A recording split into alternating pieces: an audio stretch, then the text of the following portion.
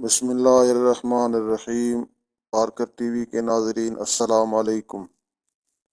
دوستو، مسجد اللہ تبارک و تعالیٰ کا وہ گھر ہے جہاں مسلمان اللہ تبارک و تعالیٰ کی عبادت کرتے ہیں۔ دنیا پر سب سے پہلی مسجد حرام مکہ مکرمہ میں ہے۔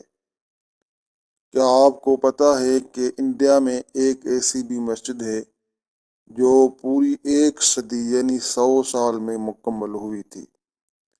اس مسجد کا بانی ریاست کا کوئی مرد نواب نہیں بلکہ تیسری خاتون حکمران نواب شاہ جہاں بیگم ہے، جنہیں اپنے مغل ہم نام شاہ جہاں کی طرح تعمیرات کا بے حد شوق تھا۔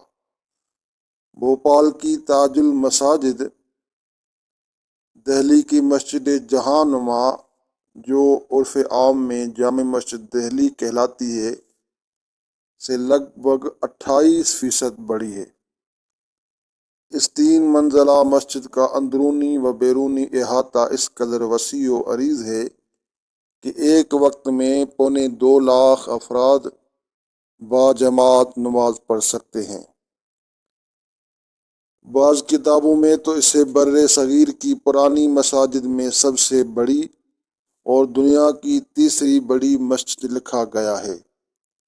یہ دعوے تو تحقیق طلب ہے، لیکن پیمائش کے اعداد و شمار کو مد نظر رکھتے ہوئے اس کی انڈیا کی سب سے بڑی مسجد ہونے میں کوئی شک نہیں۔ اس کی منفرد پہچان اور شاندار شکل و صورت کے علاوہ جو چیز اس مسجد کو خاص بناتی ہے وہ مسجد کی تعمیر کے پیچھے کی منفرد کہانی ہے۔ اس کی تکمیل میں 1 صدی سے زیادہ کا عرصہ لگا ہے اور شکل و صورت میں جامع مسجد دہلی سے کافی حد تک مشابہت رکھتی ہے۔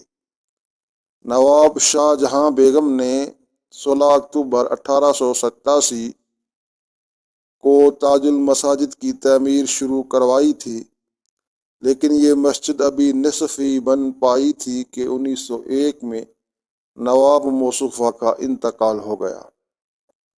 شاہ جہاں بیگم کے انتقال کے بعد اور اس نوابی ریاست کے انڈیا میں انضمام تک نواب سلطان جہاں بیگم اور نواب حمید اللہ خان نے بھوپال کا انتظام و انصرام سنبھالا، لیکن دونوں میں سے کسی نے بھی اس کی تکمیل کی طرف توجہ نہ دی۔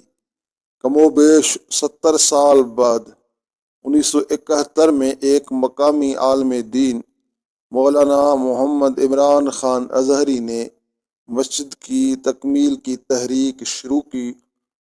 مقامی اور بین الاقوامی سطح پر جمع کیے والے چندے سے اس مسجد کے کام کو مکمل کیا۔